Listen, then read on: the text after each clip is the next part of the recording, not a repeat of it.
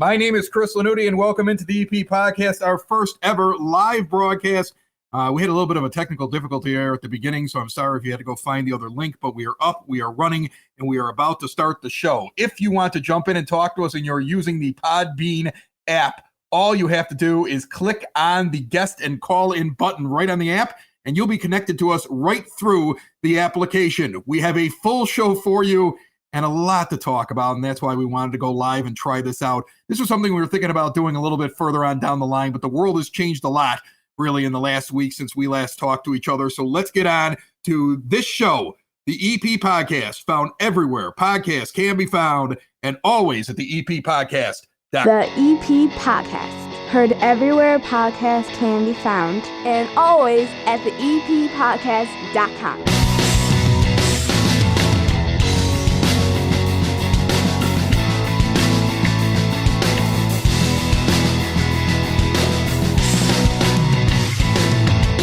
So originally what happened is that we sat down and we recorded what we would normally record for the EP Podcast, okay? We were like, okay, let's do our show. We talked to Mark Marzullo. We recorded him on Thursday evening.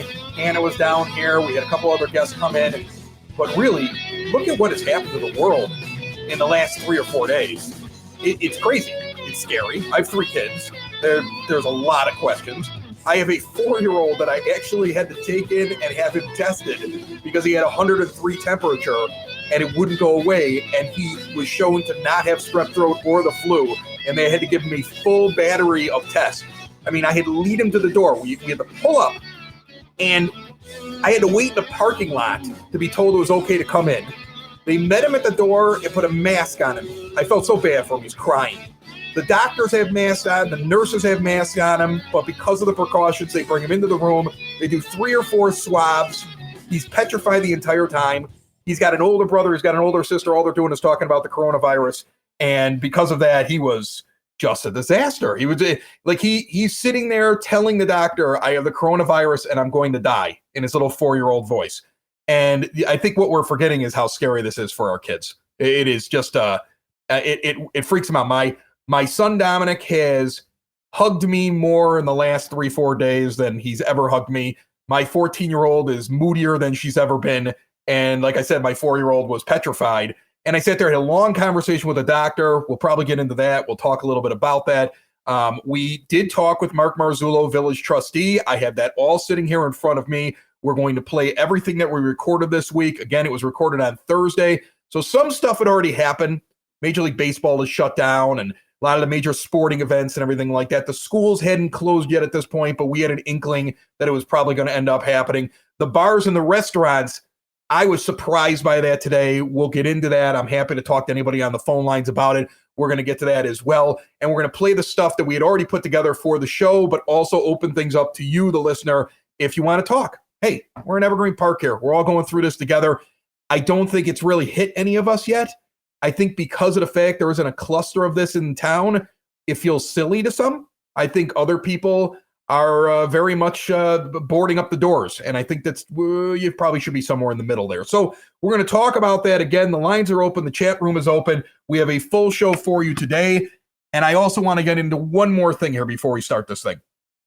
Last week, I did a show where we had the parade co-chairman on, Jim Smith. We sat down and we recorded it a week from last Thursday. That's more than 10 days. I think it's exactly 10 days. 10 days from now. 10 days ago, you couldn't even imagine this was coming. 10 days ago, there were no studies about curves and we got to get people out of the public way. 10 days ago, there was no way of even knowing what was going on here. 10 days ago, there were a couple people that were infected. And that was pretty much it. That was 10 days ago.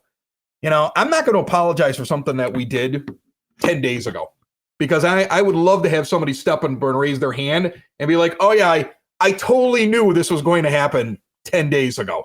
And if you're sitting around and you're trying to find a way to argue with me right now about something I said 10 days ago, you're wasting your breath and I'm not interested in it. Oh, here's a guy who's calling me. He probably wants to argue with me. You're on the EP Podcast. Who's this? This is Dave. I'm just wondering where in the EP can I find some toilet paper? Oh, there's no more toilet paper, Dave. It's over. You know what you have to do? You got to get a paper towel rack, and you just got to cut the paper towels right in half.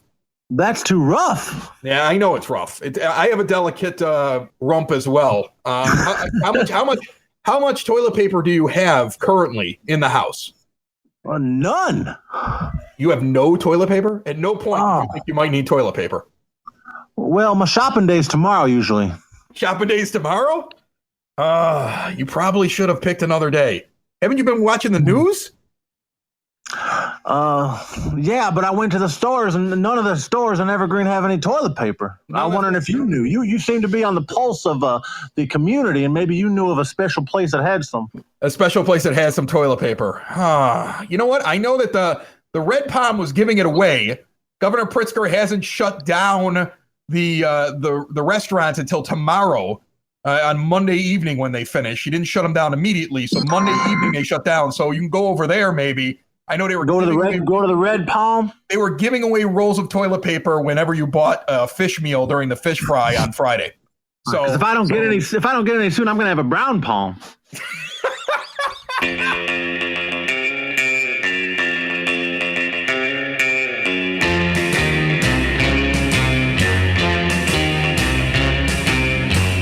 It is now time for your EP Word on the Street, brought to you by The Crazy Crab, located at 9204 Southwestern Avenue in Evergreen Park.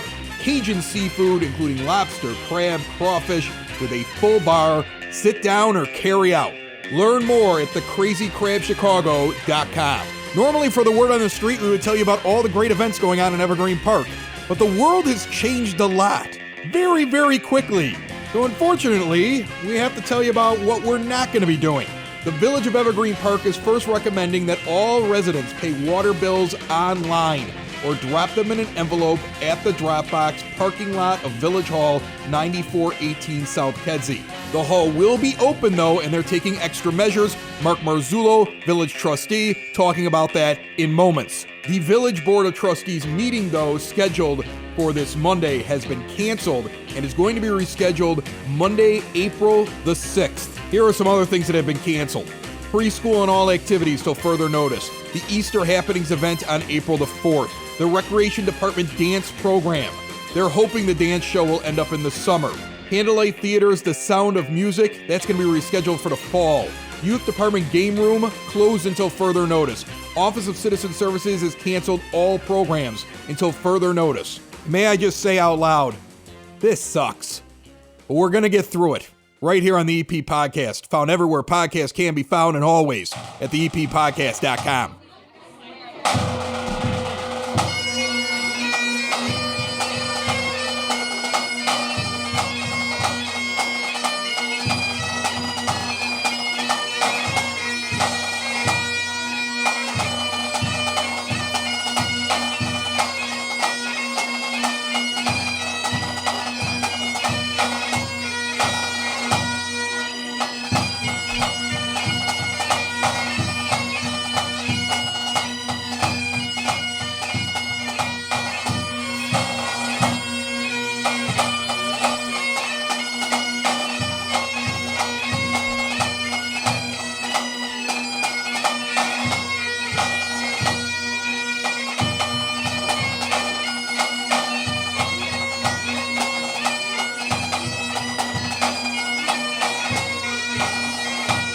Hannah, Yes. Do you have enough toilet paper? Now I do. I made sure of They're that. sold out everywhere. We're going to talk about that. Unfortunately, after last week having the organizers from the Southside Irish Parade down here, Jim Smith, one of the co-chairmen, was down here and was like, we're having this parade, don't worry about it. The world went upside down about midweek last week. We have the perfect guest for this for people in Evergreen Park. Mark Marzullo joining us here in just moments at the 9-foot homemade oak bar. He's one of your village trustees. He's fresh off of a meeting talking about the village and coronavirus and everything else while we're sitting down here and talking. So this is perfect. A little bit later on here, you had an accident. We talked about this on the show. Yes. And things did not go your way. Nope. So I brought in my guy who does my auto insurance because I think you're going to be looking for a new insurance agent. We're going to get into the story. Mike Thauer from Country Insurance is going to be here as well. Lots more up ahead. But you had a question that you posed for me today. You sent me a text, which I thought was incredible. You asked me in all seriousness, what what do you do if you run out of toilet paper during a pandemic? I start thinking these poor people, like, what happens? People who didn't get to Walmart quick enough. Or and anywhere now they're quick out, enough. Right, and now they're out of it. Right. I stocked up on booze. I didn't even worry about toilet paper. Thank God you have a wife. I had the binnies. I've got bottles upon bottles and cases upon cases. I stocked up the entire thing. I was like, we don't know when all of a sudden I'll be, stuck in my house. And don't worry, when you get stuck in your house, the EP podcast will be there. That's the one good thing. You can get us anywhere, so you can still listen to us. Virus-free. And we'll still be working because the studio's right in my house. So if the quarantine happens, the EP podcast continues on. But you were wondering what other people could use, and I was racking my brain about this. Yeah. First off, I thought... What would you use? Well... You're out of toilet paper. The apocalypse is going on outside. Old baby clothes, I'd start with that. Okay. Okay. And then I'd be throwing it in a jewel bag and tying it up and throwing it out the door. That's one possibility. Okay. The kids' homework assignments. You know how they send home the stuff? I've got take the staples cases out. and cases of like drawings where they couldn't get inside the lines. And now they're 14 and 12, the two oldest ones. They're never going to remember that I have that. They put the I crayon got their side Thanksgiving away from your turkeys skin, from when they were in the waxy. 6th grade. That looks soft. Okay, I can use all of that stuff. The labels off these beer bottles. You think I just bought this for the beer? No, the labels come off. There They're you kind go. of There's slick, another though. thing. Huh? They're not very You absorbent. dry them out. You got to learn how to be a survivalist, okay? Use the bottles, you hang the labels up. A couple days later, they're good for toilet paper. Okay. We're going to survive over here at the Lanuti household. All right? That's right. the plan. You obviously not going to survive. No, we bought toilet paper. I did get some today. All right. My husband But when you ordered run some out, for all his you have left business. is the cats. Well, no. Here's where procrastination is going to help me. I never raked all the leaves from the fall. Oh. Brilliant. Learned that when I was a kid. When you're in the woods hunting, and you gotta go. I love the fact that you just admitted that You're you've used leaves resourceful. before. No, I think that's great. That's awesome. Look at all those people in this great suburb driving down 95th and Kedzie. What a great place. It's called Evergreen Park, but we know it better as the EP. We're known for more than just the Unabomber. Remember Ted Kaczynski? You guys might even remember that big old rooster on 95th Street. It's all part of EP's history. So listen up to the EP podcast. You might be asking why. Because we talk about all things and we celebrate all the great things in the 60805. It's the EP podcast. All things Evergreen Park. It's the EP podcast. Evergreen Park. Mark Marzullo joins us down here. He is a village trustee with Evergreen Park, and we scheduled this, I would say, 3-4 weeks ago, and I feel like it's perfect timing because the world is upside down. Mark, how are you? Oh, Chris, excuse me. Don't be doing that. Did we delouse him before he got in here? First good news is I met with the mayor, and all village facilities are stocked with toilet paper. Good. So if you run out. Well, they're under lock and key, though. Oh, come on. We are rationing. Okay, that's good. I'm glad that you're rationing. So, I mean, like, here's the thing. I was shocked last week, first of all, when the parade got canceled. I know that there are some people. Here's the thing: you go on Twitter. I'm gonna set this up so Mark doesn't have to say it. Nobody else has to say it. I'll be the person that people get aggravated with. You go on Twitter, you go on the news, you look at all this stuff. It depends on who you're watching. Like depending on which mainstream media outlet you look at, everybody's kind of saying a different thing. They all have a different slant on this. So I go right to the CDC thing, and I sat down the other day when there were just about under 1,000 people that were confirmed cases in Illinois. And I read exactly what how many people have it. The fact that 80% of people that have it are probably never going to have serious things. It's going to be a cold, a cough, something like that, right? And so I surmised that of those 80%, let's say 70% of people never get tested. Of all the people who are going to have it, 70% will never get tested because we're not testing everybody. We're waiting until they show up at the hospital. Or if you're a hypochondriac like me, because the moment this happened, I walk around constantly and tell Erica, do I look okay to you? Like I'm doing that a lot now. But let's just say that I go and the other hypochondriacs go. When you then look at that, you really don't have about 900, I think it was like 938 people. You got a little over 4,000 that actually have the disease already at that point. Walking around with it. And you have 29 people that have passed away. So when you take the 938 and you divide it by the 29 people, you have a fatality rate of 3.5% almost. When you take it as 4,000, based upon these studies that they've done, these virologists and everybody else is talking about it, you're under 1%, and you're much closer to what the common flu is.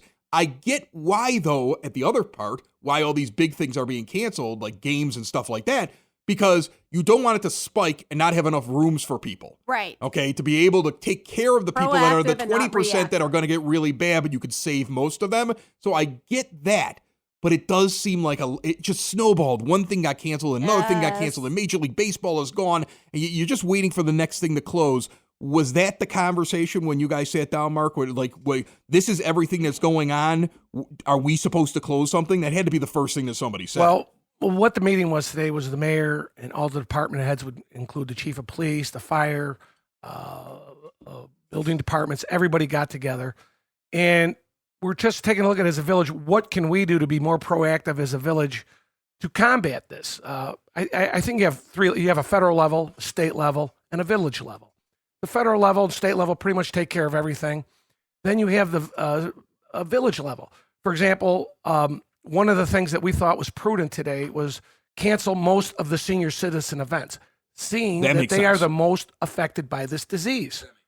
So the mayor made it quite clear today that every senior event, they have a big luncheon next week, we're going to just cancel that and push it back. As far as other big events, nothing is really planned right now. We're looking at our preschools. One of the things that we wanted to do with the seniors, our seniors are mixed in with our preschool people in our new facility, even though they're in different wings of the building. But we just thought it was prudent not to get them in the same area. Because as you stated earlier, young people could have it and feel like, great, I don't even know I have it. Right. Where they could pass it on to a senior and it could be a serious issue. Keep the kids away from the seniors, because I said this to my dad.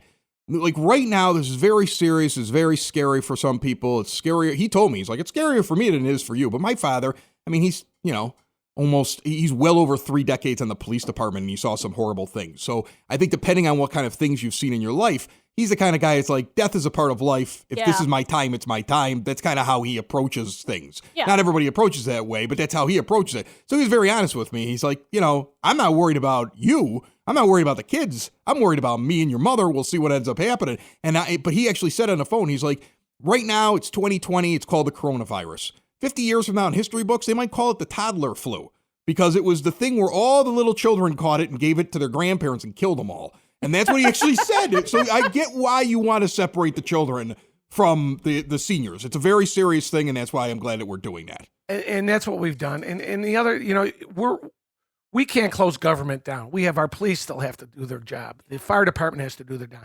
So what the recommendations were from some of the professionals that we're working with is that, and police do this now, and fire, you have an ambulance call. They go out. They don't know what's going to happen. But every time an ambulance gets done with a call, it's thoroughly sterilized.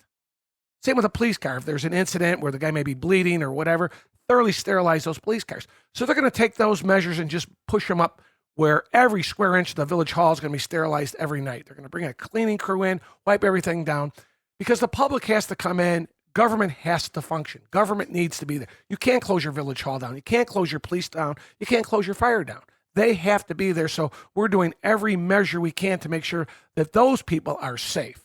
Right. So that's basically, as a municipality, those are the smaller things that we can do. And then the rest of it, I would imagine you're going to take your lead from the county. Like you could get a thing at some point where the county sits there and says, we're enacting this law, and then you're kind of stuck with, okay, well, these are what the new rules are, right? I mean, we've seen counties in California that have already done it, where they've limited the amount of people that could gather in a place, or they've enacted little things. And I think at some point, it almost feels to me like it's like we're watching what's happening in Italy.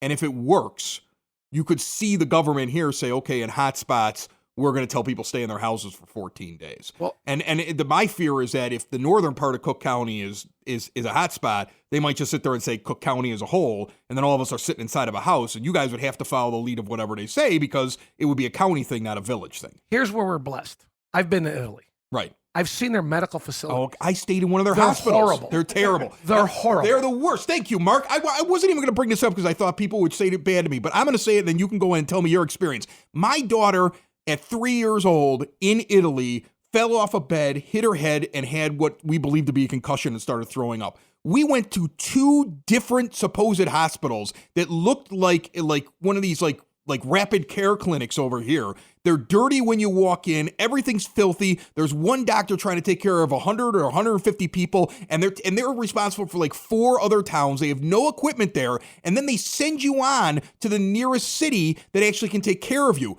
Her concussion was so, like, just a child's concussion, they couldn't handle it at that facility. We were in an ambulance for an hour and a half to travel to Empoli, Italy. We're on the way. We had to stop at a secondary hospital just to get approval to go to the third hospital. We walk into what is supposed to be their state-of-the-art hospital that's an hour and a half away, and there's urine on the floor.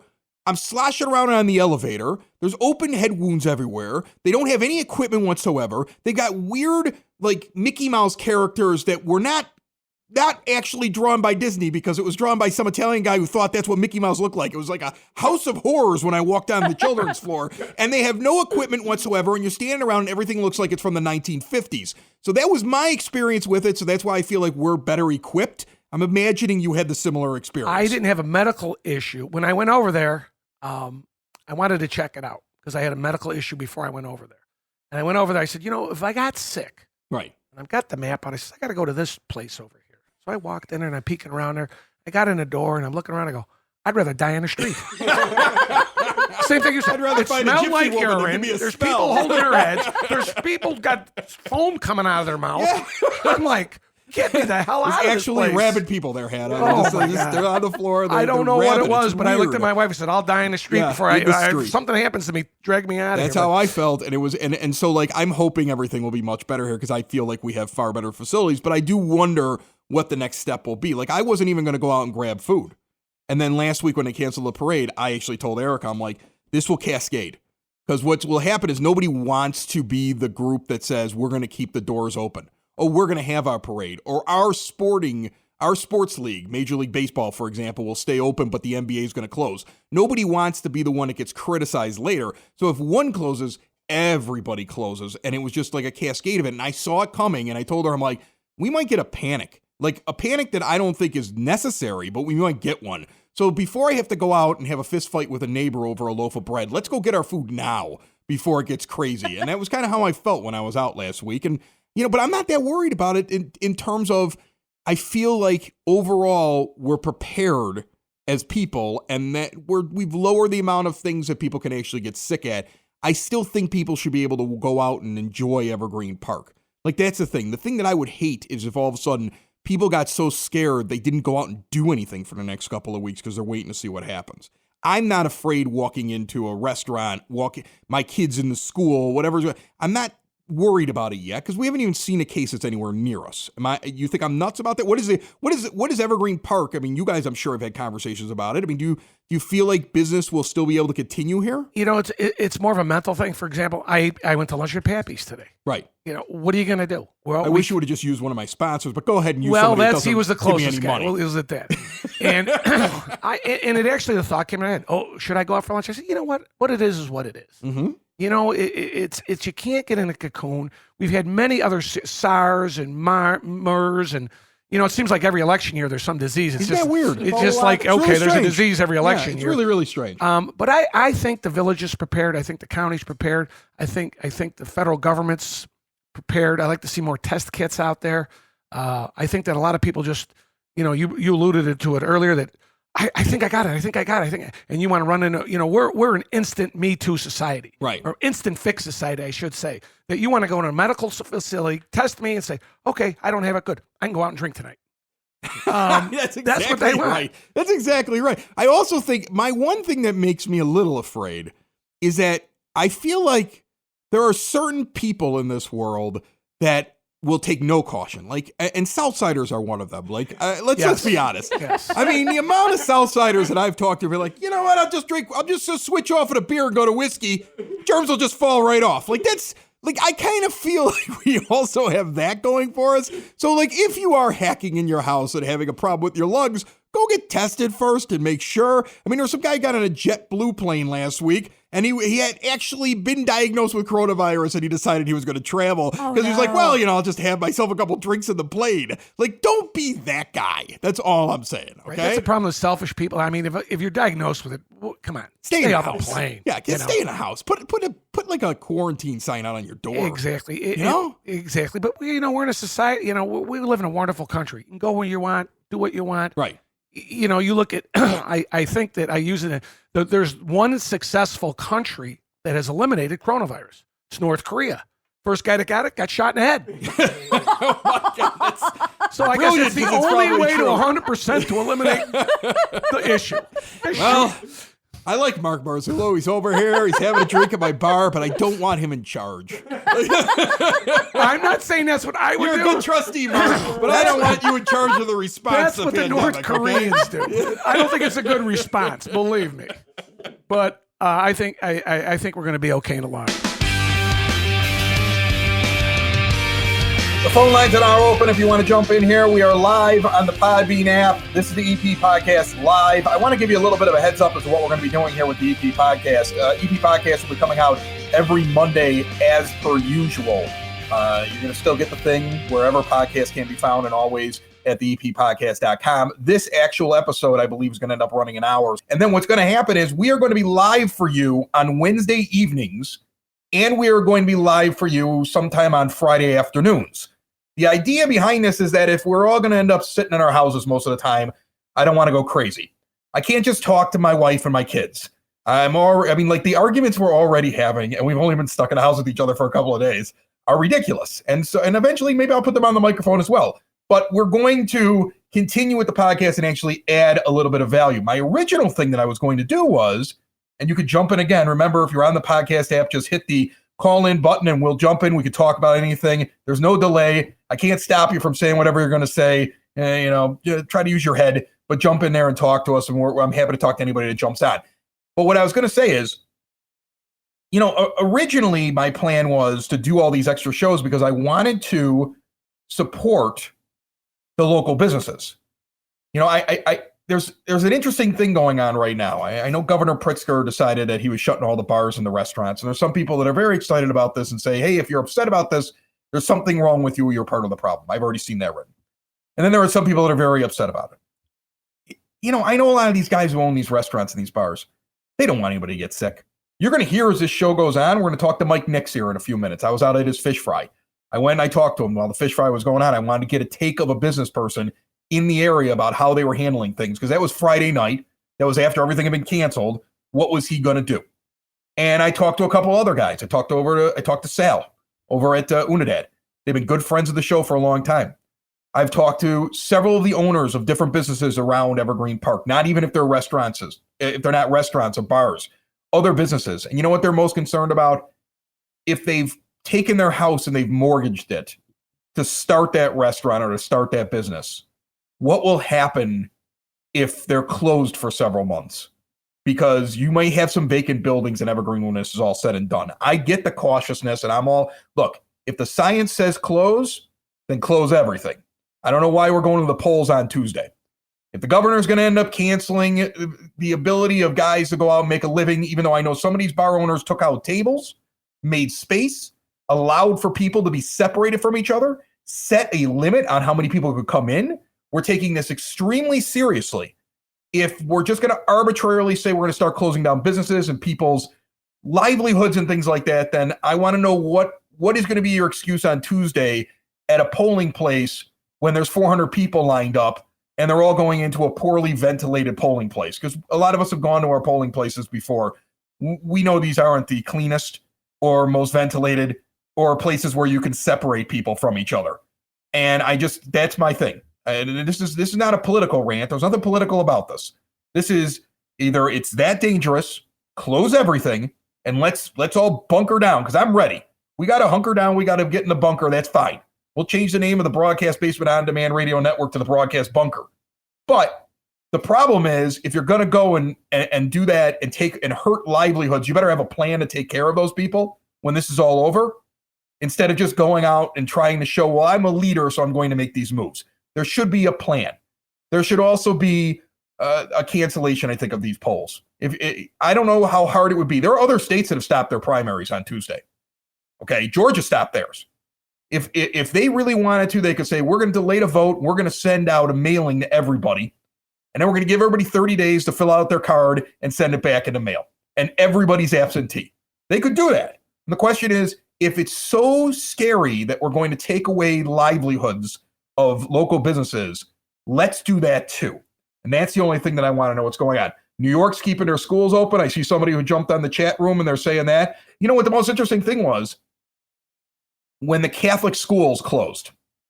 Catholic schools made their decision because the Archdiocese of Chicago makes that decision, and they closed down Mass. And if you listen to the Me and the Priest podcast, which also comes out of the Broadcast Basement On Demand radio network, and that one's actually always been live.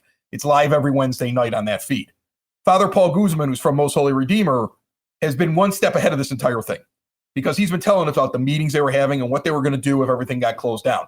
I was not shocked when they closed down the schools. I was a little shocked by them closing down the churches because he felt that a plan was in place to keep people safe in the churches. And then it was like a sudden switch from what he had been told this entire time leading up to things. But if you're going to, if that organization felt so strongly about it, then fine, you can make any argument you want to about like, let's make this safe. But you can't go on, I don't think, I'm sorry, you can't go on as a politician and say every move that you're making is strictly because of the science of trying to help people if then you're not going to harm yourself by closing the polls and delaying the votes for a couple of weeks. And that's the one thing that bothers me. I think that any reasonable person would sit there and say that bothers me. It bothers me that we won't let kids into this building where we're having the polling place, but we'll stack people into it on Tuesday. And you know, I can only go off my father, who's inside of this range or just outside of this range of where people are most susceptible. And he said that the entire time he walked in there, he went in early. He said, I'm going to go in early to avoid crowds. He said the entire time he was there, he regretted walking in there. He felt like it was the most dangerous place that he had put himself if we're really supposed to be afraid of this virus. And he's not that afraid. You heard me describe what his feelings were in that last segment there. But that was his feeling when this whole thing was going down. So look, I don't like the idea that people are taking time now to go on social media and attack each other. Like, well, you said this 3 days ago and you said this one day. None of us are scientists. I'm not a scientist. You're not a scientist. Maybe there's a scientist who's listening. He's welcome to give me a call. I listen to doctors. I listened to the doctor that took care of my son the other day and decided he was going to test him for the virus. And he came back negative and he ended up with influenza type B. What was funny was that it didn't show up as influenza type B the first time. So then they tested for all viruses. And we sat here for a little over 24 hours self-quarantining in the Lanuti house. I didn't believe the kid had it, but he had 103, he had a sore throat, he had 2 out of the 3 of the main symptoms, and all right, we're gonna sit here. We're gonna do the responsible thing. We're gonna sit back, we're gonna wait, we're gonna find out what the results are. Influenza B. I talked to the doctor when he thought it could be coronavirus. I said, what if this is coronavirus? Should I stay in the house? This is a physician. Okay. This is a guy who works for an office where they actually determine which vaccines. I mean, I think one of the other guys in the building is actually on the board over at Christ Hospital for like what vaccines people should be taking. Okay. I trust these guys. They've been around for a long time. They're actual doctors. And he's like, if you don't have a fever, don't worry about it. He's like, you're not going to pass it. Yes, you could be carrying it, but the chance of you giving it to somebody, I don't want you to be afraid and sit outside of your house for 2 days. So when I hear doctors say those kind of things, when I have an actual possible patient sitting in front of him, and he's telling me this is what you're supposed to do with the patient, I'm going to trust what the doctor tells me over what I see on Fox, CNN, MSNBC, or what somebody does when they get up in front of a podium and want to tell me how we should be living right now. You know, all in all, I think we all need to say a couple of prayers. And I think we got to hope that some of these people are making the right choices, because some of them make me very, very nervous about what they plan on doing. The EP podcast rolls on. Again, some people were trying to call in when we were doing the recorded sections. I'm going to do another recorded section. This is pre-recorded from Thursday night. We'll be back again. The phone lines will be open. I'm just not going to answer it when we're doing the pre-recorded sections because I don't want to interrupt those things that people are listening to. All of this will end up airing again in podcast form as the week goes on. I went out and spoke with Mike Nix from the Red Palm on Friday night. Remember, this was Friday night. This was the feeling on Friday night with Mike Nix, the Red Palm, with live music. and they were having their fish fry, giving away rolls of toilet paper, which I still think is one of the greatest promotions I've ever heard of. And I was in radio for 10 years and heard some doozies. Here's Mike Nix and myself at the Red Palm. Right now, it is Friday night. I am out live at the Red Palm. We are having a good time at Evergreen Park. The fish fry every Friday night. It's Lent, don't forget that. But let's also not forget that the world has gotten crazy. Mike Nix is sitting here next to me. I just sat down. I had an amazing meal. I had fresh fish. My wife had fresh fish. It's like when I go out fishing in Minnesota, like where the family goes up and we catch the fish and we fry it up. That's what it's like when we eat over here. But you guys, knowing what's going on, you have done a great job of making sure that it's safe and it's clean, and people can come out here and enjoy their evening still during all this crisis at the Red Palm. How are you, Mike? I'm good, thanks, Chris. What are we doing here? Like I'm sure you've taken precautions like every other business owner, and your thing is let's make sure that we're here, we're open for business, and we're here to serve the people of Evergreen Park, right? Well, I've been in this business for 40 years, and we do our cleaning every day, every night, throughout the day. But we have stepped things up a little bit more.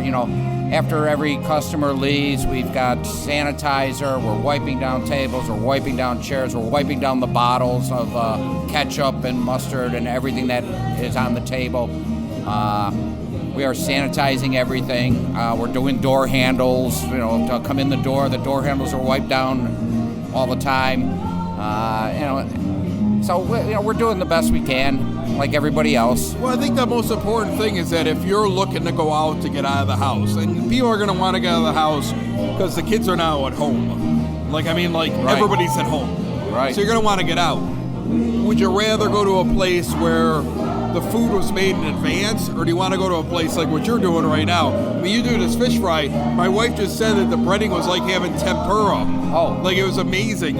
You could tell that they just put it on. It's so, I thought it was funny. I broke off the breading, and it almost smelled like it just came out of the lake. What are you doing right now? How are you bringing this fish in? Well, we get our fish delivered every Friday from Supreme Lobster. It comes in fresh. It's not frozen. And then Chef Mario has a special batter that it just melts in your mouth when you try this. And it comes piping hot out. Plus, anything else that we cook in a 1,000-degree oven. We have a wood-fired oven. So there's nothing living in that. No, and that's the whole thing. I mean, it's a good spot for people who want to come in and they want to eat. But then when you look at how you prepare the food, there's no way that this was touched by anybody except for the kitchen staff. Exactly. Your staff is overlooked by a world-class chef and Chef Mario, and you're putting out like a superior product. And I mean, people are going to be sitting around now. This is the new thing. This is the new reality in life. Is that what's the quality of what I'm eating? Red Palm's got the quality. Yes, they do. Yes, we do. Like I said, we've been like that from day one. Everything we've done, we've done fresh. Everything's made fresh. And we cook it in our wood-fired oven, except for the fish fry. And we cook that in a fryer. But the batter is so light, so tasty. And then we're showing, like today, we had the 85 Bears Super Bowl on this afternoon for our happy hour crowd. And people were like, this is great. We haven't seen this. So we're going to start showing, with no sports being shown any longer right now, nothing live at least, we're going back to classic sports. We're going to show the Bulls championships, the Blackhawks championships, the White Sox World Series. We might even throw the Cubs World Series in there. No, that's ridiculous. I love what you did tonight, too, with the toilet paper. Oh. That's brilliant. I mean, the world is laughing at the idea that people think that having toilet paper is going to save them from the coronavirus. And you gave out toilet paper tonight when people bought fish dinners. That was brilliant. Yes, it was something that came up this morning. I started seeing all the runs on toilet paper in Costco and Walmart, and their shelves are empty. And I'm like, well, we've got toilet paper. Right.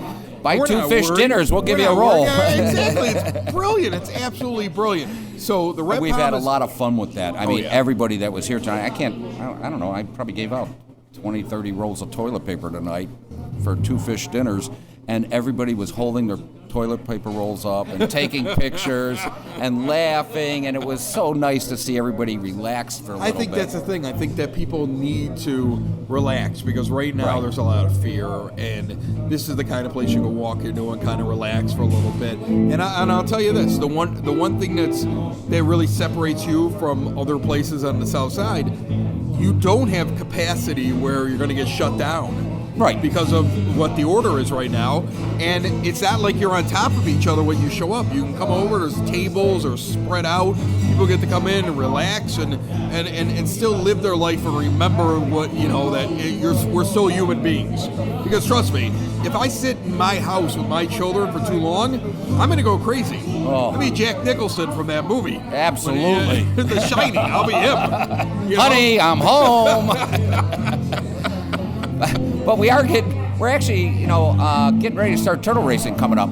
I know it's coming. And we might start it sooner than later. Good, because there's no sports. Well, right now there's no sports, so we need turtle racing. Turtle racing. And the weather's been very cooperative. Right. And the turtles are back from Florida. They're ready to go. They're ready to go. So we've been working with them the last couple of days, getting them loosened up, and we don't want anybody pulling a hamstring or anything. Right. So you're in spring training right now for turtle racing. Right. Okay. And they don't carry coronavirus. No, they don't. Turtles are coronavirus free. I've seen that. So our turtles are very clean. Get out to the Red Palm. Have yourself an evening. It's an island atmosphere right here in Evergreen Park. With a local island attitude, local latitude. That's right, Mike. Island attitude, local latitude. It's right here in Evergreen Park. They're doing all the precautions. Get out. Give yourself a break. This is not the end of the world. Mike is here and his staff, and the fish fry on Fridays is incredible.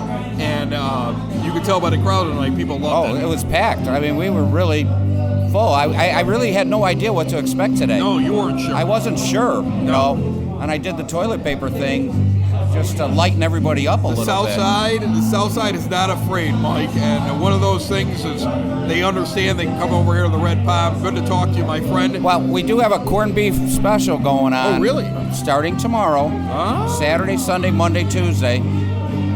Corned beef dinner from Chef Mario. Get over and get your corned beef, too. If you've ever had Chef Mario's corned beef. The parade may be done, but Red Palm has the corned beef. Get over there at Evergreen Park. Guinness trumps Corona.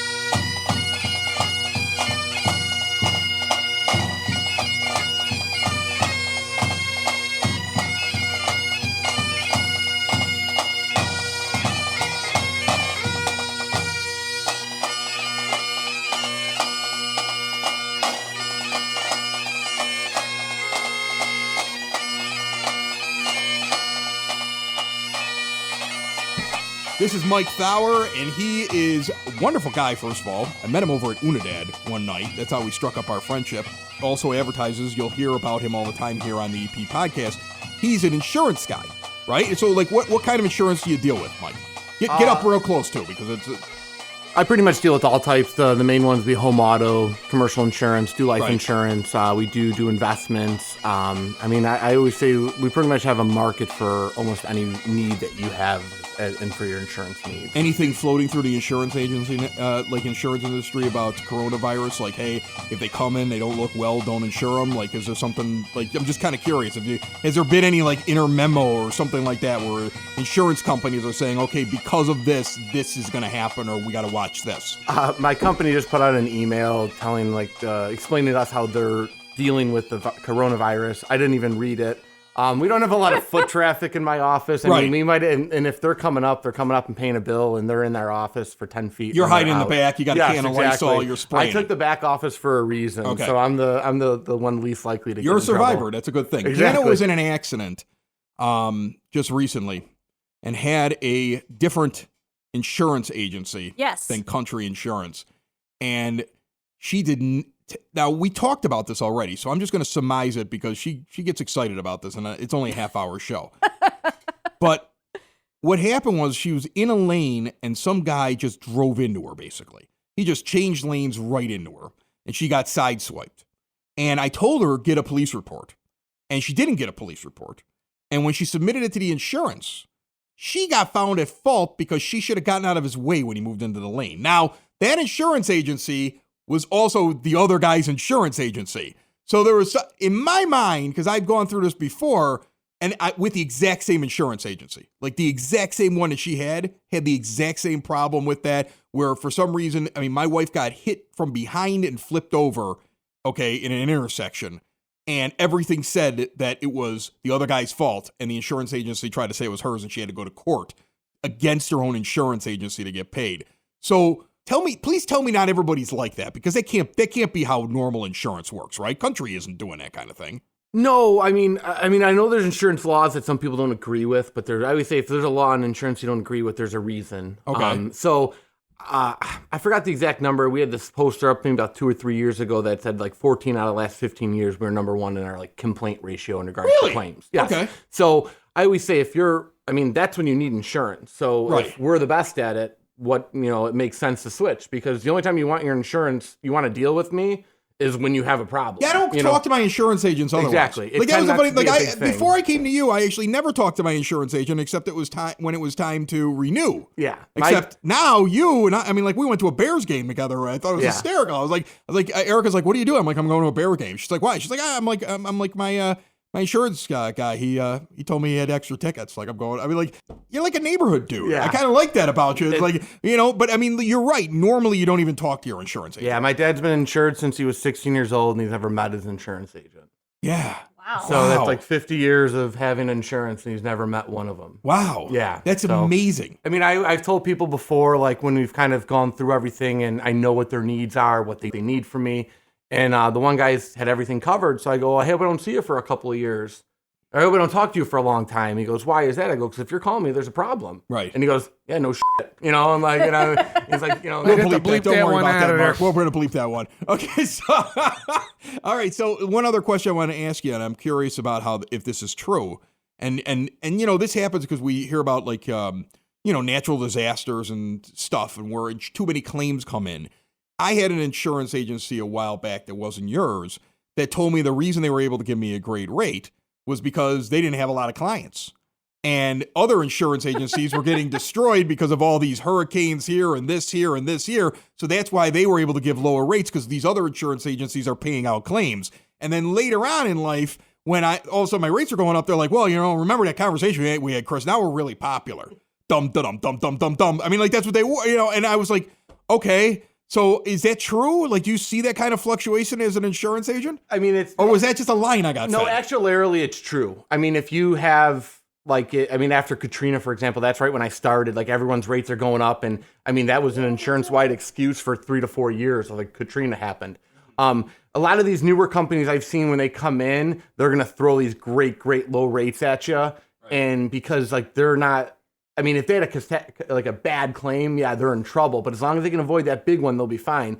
And then as they start getting more popular, or they take some on the chin because they're having claims, they're going to start to, up their rates, or they have too much exposure. So, they're getting claims coming in all the time. So your rates are going to go up. So yeah, that's fairly common. Like one thing that Country does is we don't insure people in Florida. We don't insure people in Texas. We don't insure people in California. Oh my God, it's brilliant. Yeah, exactly. So, I mean, that's no wonder I got a great rate from you, because you don't insure anybody. Louisiana? You don't insure people in bad spots that have earthquakes and hurricanes. The Midwest got those tornadoes. I don't know. But not in Louisiana? Yeah. I think, half the state's underwater. I can see why we're not in Louisiana.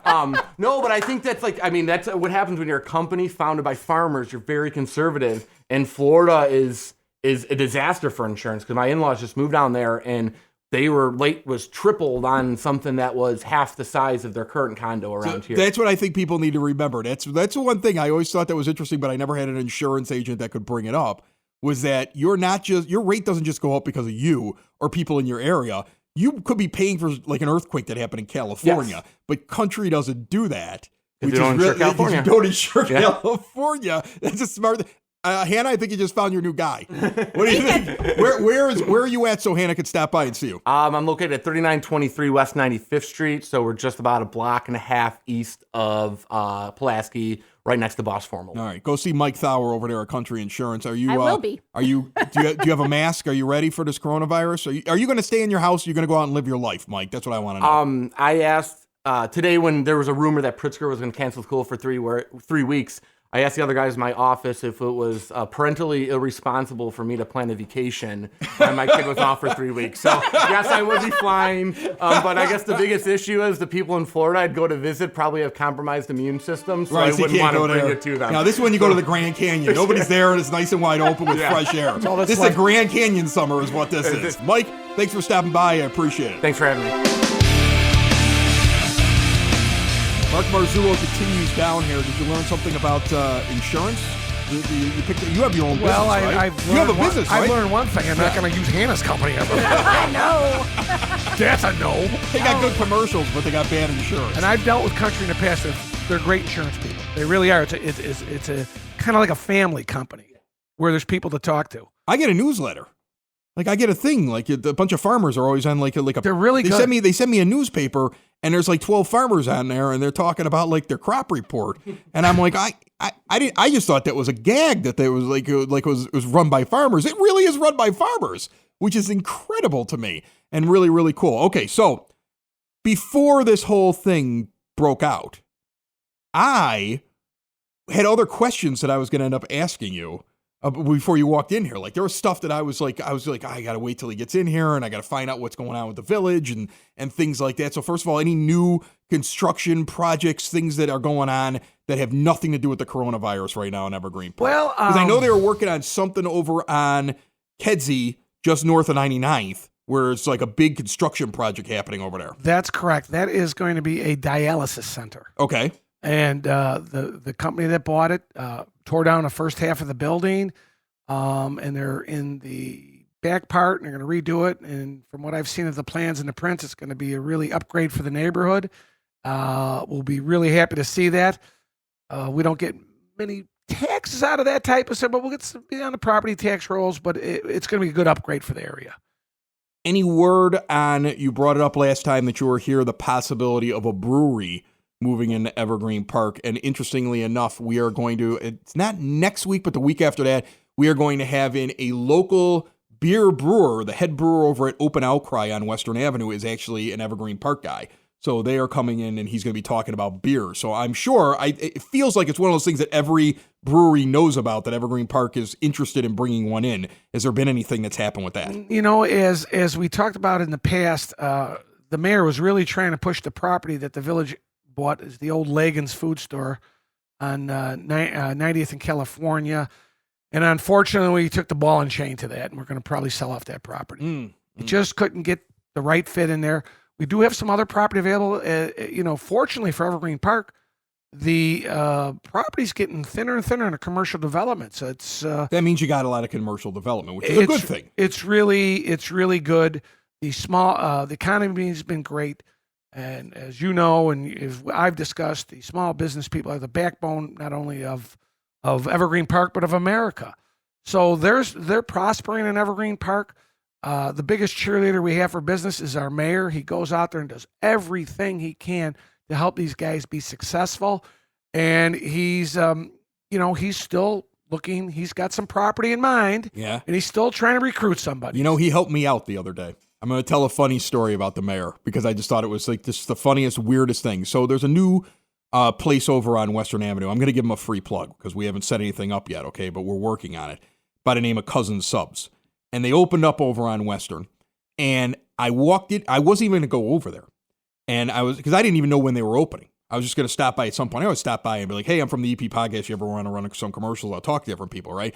And I got a phone call from somebody who said, hey, they're having a grand opening, and we mentioned them to you. I was like, all right, I'll head over there.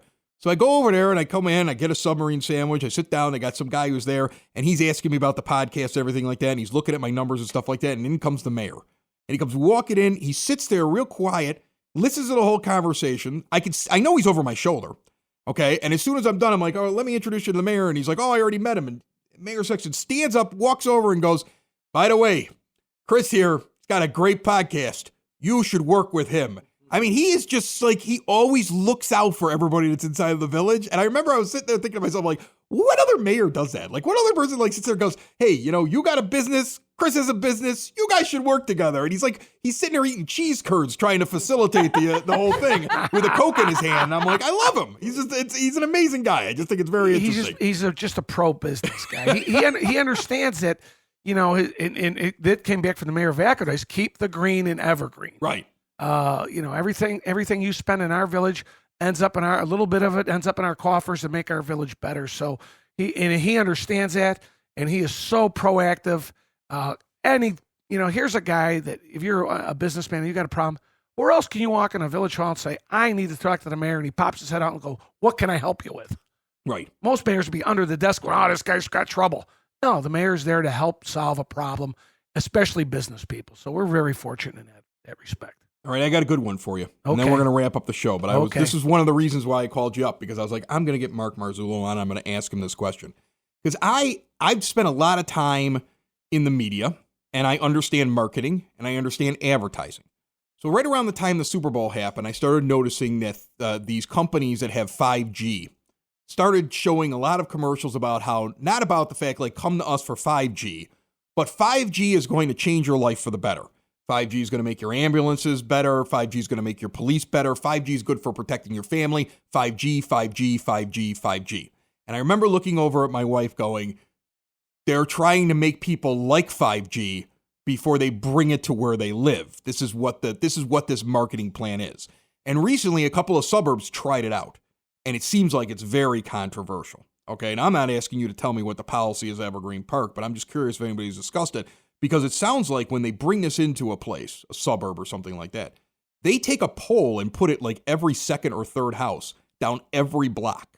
So like every second or third house has an actual relay thing that sits there that's about 6 feet tall in front of our house that beams the 5G around.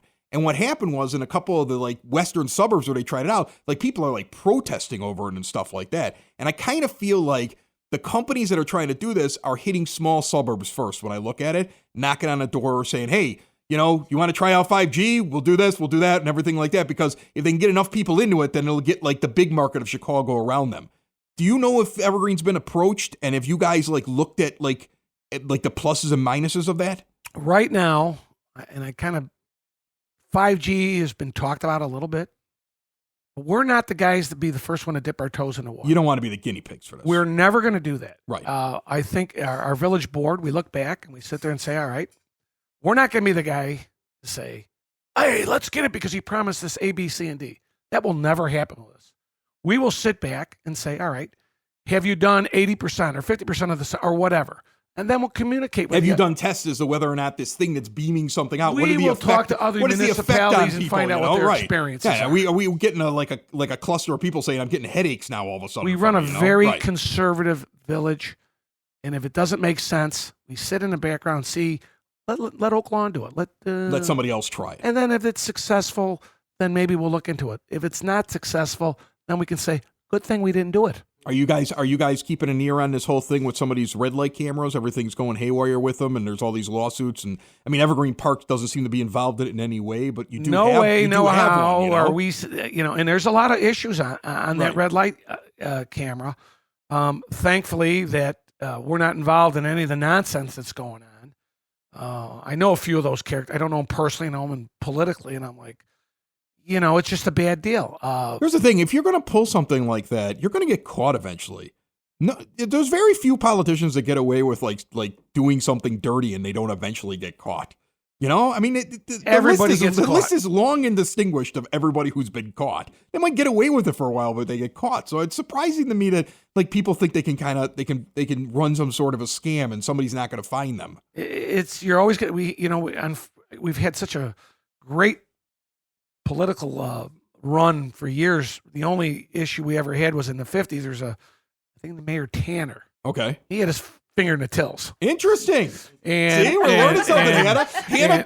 Hannah was on her cell phone there for the last 3 minutes. Like, well, Chris is talking. And you said that there was corruption in the 1950s, and her ears perked up. Look at her down there. She's super excited. And That's right up my she's like, alley. it was story Tanner or time. Tanzer, and he was known to have his hand out a lot. And I think after he set the example, every mayor after that said, "There's no way I'm dealing with Right, that." I'm not getting Because myself you're in a trick right. bag. Right. Everybody gets caught. And Jim Sexton, when he became the mayor, he looked at me. He says, "We're going to run an honest, straight administration." And I'm not just blowing smoke to everybody here. This guy is as straight as any human being I've ever met in my life. Because he's not going to go to jail for, $50, $1,000, $100. Now, if you offered a guy $10 million, I don't know what anyone's going to do. Just kidding aside, we run a very straight, because again, as you alluded to, everybody gets caught. If they figure out these things are No one's not that even smart. accurate or anything like that, I would imagine Evergreen Park would then take them down. If they actually do enough investigation and figure out there's something not right with the cameras. But from what I understand, your police department actually reviews every one of the tickets at the one over at 87th and Kedzie. They actually watch every one of them, so it's not arbitrary. They're watching it, right? So the process is that when the red light camera takes a photo of an offense, the company, it's filtered to Evergreen Park. We have a person or people on staff that review every single one before it's sent to it. So they could see the whole thing. They get like a little clip, and it's like, did the car actually stop? Did the car roll through? They can actually, so they're watching what happened. It's not You're like talking to the it's not- guy who got 5 of them on the 87 and kids. All right? Listen, the car has to rock. I was told that by somebody very early on in the know. Like, make sure when you get to 87th and Kedzie, you actually make sure your car moves forward a little bit that shows you hit the brake totally, because that's what they're looking for. I don't do a right turn on red, and cars are beeping at me, and I give them a signal that is, and I can't say on the radio right now to tell them I'm not going anywhere, sir. I'm not moving my car.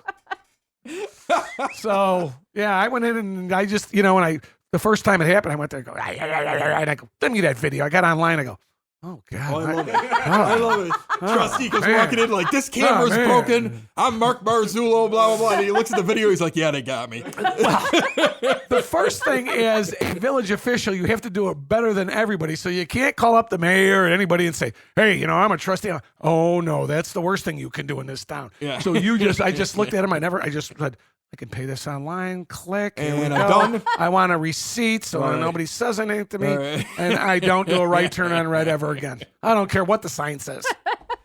All right, so listen, I think what we learned on this episode is that even though the world is going crazy, live your lives. Evergreen Park is prepared. Mark has told us that they are keeping abreast on everything that is going on. But trust me, I don't think if you drink too much whiskey that the germs will fall off of you, even though I've subscribed to that for years, so maybe it's true. I'm waiting for the CDC to say You're that, also though. the hypochondriac. Yeah, I am a so- hypochondriac. I am a hypochondriac, but I did switch to Johnny Walker now since it was called the pandemic. Like, I'm not even touching beer. I'm just drinking the straight stuff now, Hannah. So All right? the case of Miller Lite that you carried That's in case of an emergency. Okay. If we're okay. locked down, I got to have spare alcohol if I run out of the Okay. booze, okay? I think ahead. I'm a planner. Mark Marzullo, I appreciate you coming down here. I want to tell everybody Thanks for this. having me. It's always my pleasure. Mark never knows what I'm going to ask. Doesn't make So a difference. it's nice and fun, and we're joking around, and then I hit him up on 5G and red light cameras, and he is not prepared for anything that I say, and he handles it like a pro every time, and he keeps coming back, which is a testament to him and to Evergreen Park that they're not afraid to come out here and answer Absolutely any not. questions. And you're a good guy too. And once we turn off the microphones, we'll probably sit down here and have another pop because we got to kill the germs. I'm not a doctor, but I recommend you start drinking heavily. You've likely heard of Core Fitness and Physical Therapy in Evergreen Park. They've even been on the EP podcast before, putting me through the paces doing Pilates. Well, now it's time for you to man up. Core Fitness and Physical Therapy is now offering a men's-only mat class Wednesdays, 7:30 p.m. The class is designed to guide men through the principles of Joseph Pilates mat work in order to help increase core strength, range of motion, and performance in other fitness activities. $16 per class or $140 for a pack of 10. And women, Core is now offering women's health services, specializing in female-specific conditions such as incontinence, pre-postnatal care, and pelvic pain. Core gives you one-on-one care inside of a facility that's much more like a spa than a clinic. Give them a call today, 708-422-0990. or visit corefitnesspt.com. The EP podcast about to wrap up here live, our first ever experiment into live broadcast. I think it went fairly well. There were a few things that I'm going to end up fixing and working out. I think some of the audio on the stuff that we're playing back was a little garbled, and that's just as the equipment. I'm just going to have to work on getting some better stuff. I'll make a few orders. We'll get some stuff in here. We'll have it overnighted. We'll make things sound clearer next time we do it. We'll be live on Wednesday night on the EP podcast. I'm thinking, I don't know. I mean, the world is so different right now. It might make sense to do it early because nobody's got anything to do. Sometime around 7, maybe 7 o'clock, I'll do it. I'll get it out there on Facebook and all the other social media things. And then we're going to be doing it on Friday afternoons. And then the regular show is still going to come out on Monday. Everything will end up in podcast form at some point. But what I want to do is give people an opportunity as we're stuck inside of our homes, because this is just going to become more and more bothersome. Just kind of nowhere to go, nothing to do, everything's canceled, kids are on top of you. How many movies can I watch on Netflix? So we just want to give everybody a chance to, talk to each other locally. Don't forget your neighbors are around. We'll still have conversations with people in the area. Well, I'm interested in your personal stories and what you're going through over at your house while I'm stuck over at mine. So that's why the EP podcast is going to go to multiple days a week. Hopefully everybody will enjoy that. We will be back on Wednesday night for a live podcast. If you want to be a part of the live podcast, let's say that you heard this version of the podcast in the regular form and you're like, wow, that was a long one. It was like an hour. He went for a long time. That's because we were live. If you want to hear the podcast as it's live and be able to participate in it, you have to get the Podbean app. Podbean.com. You can go to theeppodcast.com. You can go and look it up either way. Once you get yourself on there and you subscribe for free to the EP podcast, you will get a notification on your phone or your tablet or whatever you're using. Hey, we're going live. You'll be able to follow the fact that we're going live, so you get a notification specifically for that show. You'll get reminders, things like that. Thank you very much for the people that are saying thank you inside of the chat room. I appreciate all that you do, and thank you for listening to us. And please support your local businesses. That's the only thing I can ask for you tonight. Right now, there are a lot of people sitting around their kitchen table with their loved ones, and they're afraid that everything they've worked for over the last couple of years, putting together a business, and trust me, it is hard to put together a business, but I can only imagine what a restaurant or a bar is like. And they're sitting around right now trying to figure out, if we don't have an income, how are we going to stay open? And what is going to happen to our house because we took out a mortgage on it so that we could open up the business? And trust me, this is happening to more owners of bars and restaurants than less of them. If you're allowed to go out and do takeout food, go get takeout food. I talked to the folks over at Unidad. I'm going to tell you something right now. They are doing everything they can to make sure it's clean and the people that walk in there are healthy. And the same thing over at the Red Palm, and the same thing with every other place. If you've heard them here on the EP podcast, I've talked to them. And they are doing their darndest to make sure that they are ready to serve you. And if you are able to take out takeout and support your local businesses to keep them alive and afloat during this time, you're doing a good service for your community. And if you're also one of those people that's like, I don't want to leave my house, consider buying gift cards. Okay, look them up online. They all have websites. Call up, buy a gift card. Buy the gift card now. If you would have gone out and you would have gone out to eat on a Friday or a Saturday night, you're not going to do that now because you're sitting in the house. If you're able to, because I know some people are hourly employees and they're just as hurt right now because they can't go to work. But if you do have a job where they're allowing you to work from home and you're not getting hit financially in any way, and you would normally go out once or twice a month, buy a gift card. Buy it now so you can keep them afloat now. Use it in the summer when this thing is done. That would be what I would ask you to do. That's from me to you, and just look out for these people who have not only looked out for me and my little podcast here, but without them, Evergreen Park is not the same place. So take care of each other, say a couple of prayers, watch out for your family. You get a cough, don't go outside, stay in. Make sure we're all in this together, and don't forget that this is the EP podcast. We will see you very soon. Found everywhere podcasts can be found, and always at the EPpodcast.com. Another show is wrapped up. Another show's in the books. Another show is wrapped up. And then by the looks, it's going to be a good one. And we'll see you next week. And the nudist basement. And the nudist basement. Another show is wrapped up. Another show is wrapped up. Another show is wrapped up, and it's in the books. Another show is wrapped up. Another show is wrapped up, and by the looks, it's gonna be a good one. Nudie's Basement. Broadcast Basement. The Nudie's Basement. The Broad Basement. Slancha. The EP Podcast. Heard everywhere podcasts can be found, and always at the eppodcast.com.